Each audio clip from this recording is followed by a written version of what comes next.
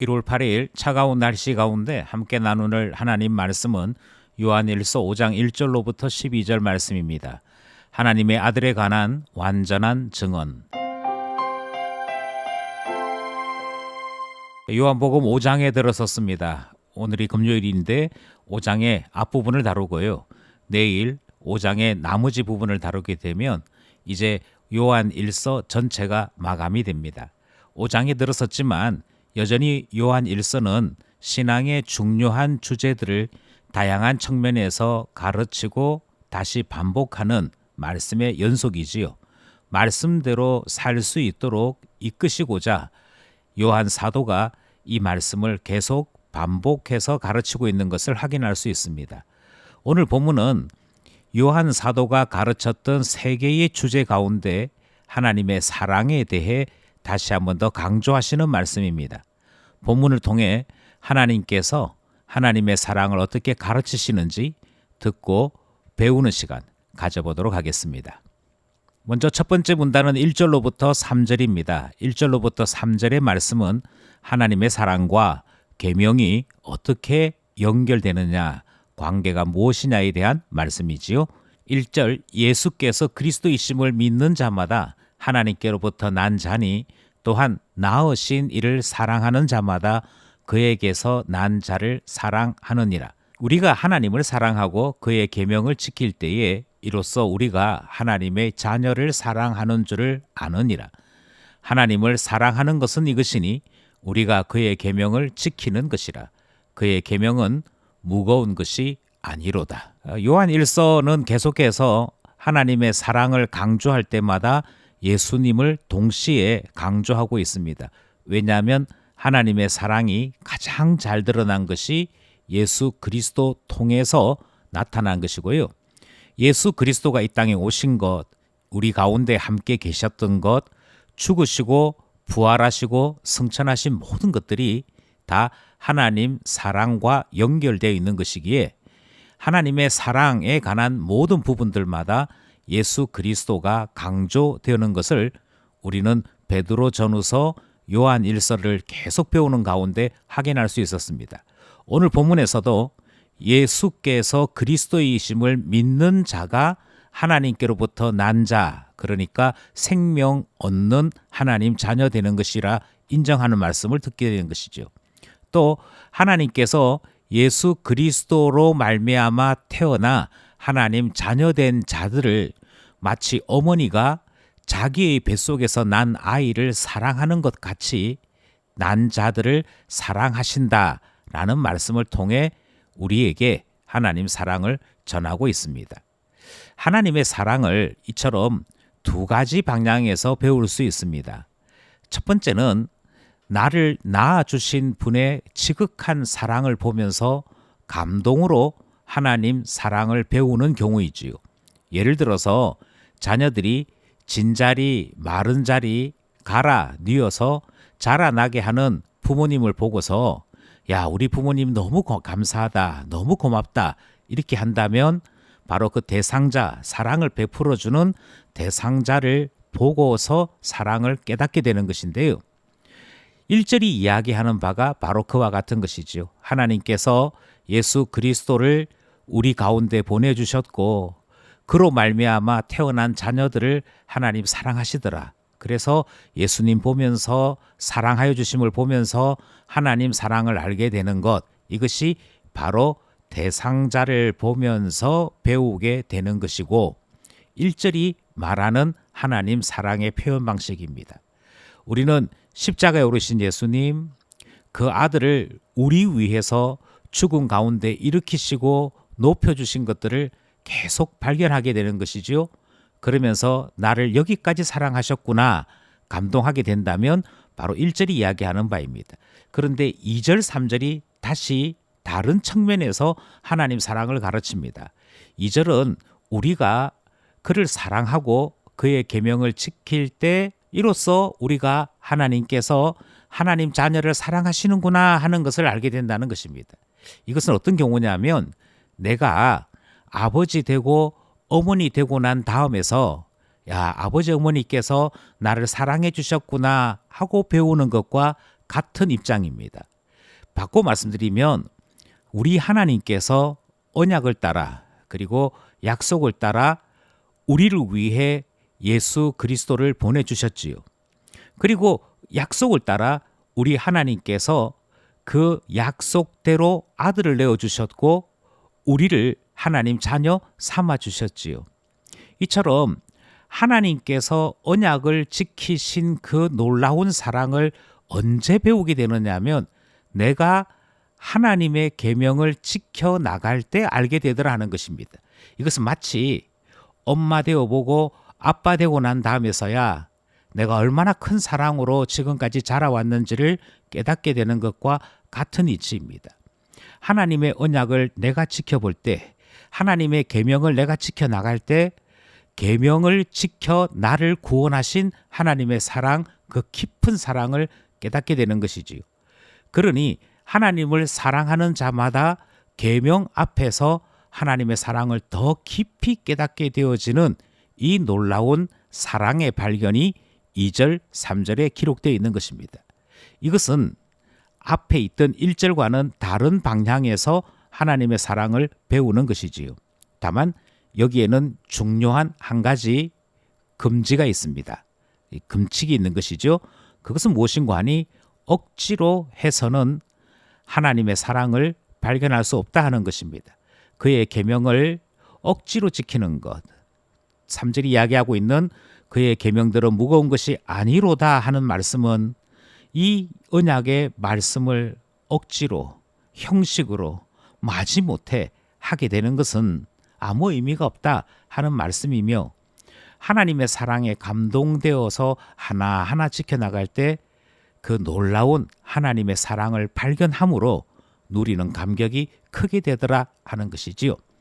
그런 점에서 첫 번째 문단은 하나님의 사랑과 계명과의 관계를 말씀하시는 내용이었습니다. 두 번째 문단은 4절에서부터 8절입니다. 두 번째 문단의 내용은 우리의 믿음은 이것이라 그렇게 말씀하시는 내용이지요. 4절 무릇 하나님께로부터 난 자마다 세상을 이기느니라 세상을 이기는 승리는 이것이니 우리의 믿음이니라. 예수께서 하나님의 아들이심을 믿는 자가 아니면 세상을 이기는 자가 누구냐? 이는 물과 피로 임하신 이시니 곧 예수 그리스도시라. 물로만 아니요 물과 피로 임하셨고 증언하는 이는 성령이시니 성령은 진리니라. 증언하는 이가 셋이니 성령과 물과 피라. 또한 이 셋은 합하여 하나이니라. 4절 말씀을 보시면 하나님께로부터 난 자, 그러니까 우리를 말하는 것이지요. 하나님께서 예수 그리스도로 말미암아 거듭나게 하사 신자되게 한 이들에게 세상을 이기는 능력이 있음을 말씀하고 있습니다. 세상을 이기는 자가 우리가 아니면 누구냐라고 하는 이 말씀 속에 세상을 이기는 믿음이 있음을 말씀하시는 것이지요. 그런데 우리가 믿는 믿음이 무엇이냐라고 하는 것에 대해 5절로부터 8절은 두 가지로 나누어서 설명을 합니다. 첫 번째는 우리가 가지고 있는 믿음은 하나님께서 그 아들을 우리 위해 보내셨고 그 아들이 세상을 이긴 승리자임을 우리로 믿게 하셨다는 것이지요. 따라서 예수 안에 있는 자들은 승리자이신 예수 그리스도와 함께 세상을 이기는 자가 되는 것입니다. 이것이 5절이 말하는 하나님의 아들을 믿는 자가 세상을 이긴 자라 말씀하시는 내용입니다. 그리고 또 하나는 6절로부터 8절 사이에 등장하는 것인데요. 6절로부터 8절 사이에 등장하는 이 이야기는 예수 그리스도의 사역을 우리에게 다시 한번 소개하면서 하나님의 사랑이 어떻게 그 아들 예수 그리스도를 통하여 드러났는지를 가르치시는 말씀입니다. 이것이 우리 믿음이죠. 하나님이 우리를 사랑한다. 그 사랑이 예수 그리스도를 통하여 나타났다라고 하는 것에 대한 믿음입니다. 6절 말씀을 보시면 물과 피로 임하신 분이 곧 예수 그리스도시라 그렇게 말씀하고 있습니다. 여기서 말하는 물과 피는 물로 받았던 세례와 피로 이루신 십자가 대속 은혜를 이야기합니다. 이것을 상징적으로 물과 피라고 말하고 있는 것이지요. 물과 피로 우리에게 생명을 주신 예수 그리스도를 보니 이것은 바로 하나님의 사랑이요 예수 그리스도께서 세상을 이기신 것에 대한 분명한 표시가 된다. 그렇게 말씀하고 있는 것이죠. 뿐만 아니라 성령께서 개입하시는데요. 성령께서는 죽은 자를 일으키시는 부활과 연결되어 있습니다. 뿐만 아니라 성령은 진리의 영이므로 거짓말하시는 분이 아니시지요. 따라서 물에 대한 것이든 피에 대한 것이든 성령께서 역사하신 부활이든 이 모든 것은 합하여 하나라고 우리 성경에 번역되어 있는데 사실은 동일한 이렇게 이해하는 것이 좋겠습니다. 다 같은 내용들이다 이렇게 얘기하는 것이죠. 그러면 성령과 물과 피가 다 각각 다름에도 불구하고 같은 한 가지를 증명해내는 것은 무엇인가? 그것은 바로 하나님 사랑입니다. 하나님께서 우리를 사랑하셔서 아들을 보내시고 성령을 보내시고 하나님께서 우리를 사랑하셔서 세례를 받게 하시고 십자가에 오르게 하시고 부활하게 하시고 이 모든 것들이 다 나타내는 것은 바로 하나님의 사랑이 이처럼 나타났다는 것이고요. 우리는 그것을 믿는 것이지요. 따라서 두 번째 문단이 이야기하는 것은 두 가지 믿음입니다. 하나님의 사랑이 예수 그리스도를 통하여 나타났고 예수 그리스도께서 세례받으심과 죽으심과 부활하심이 하나님 사랑이다 하는 것이며 예수 그리스도가 세상을 이기셨으니 그리스도 안에 있는 우리가 그와 함께 세상 이기는 것 아니냐 하시는 이 두 가지 믿음을 우리에게 말씀하고 있는 것입니다. 우리의 믿음 속에 하나님 사랑이 있습니다.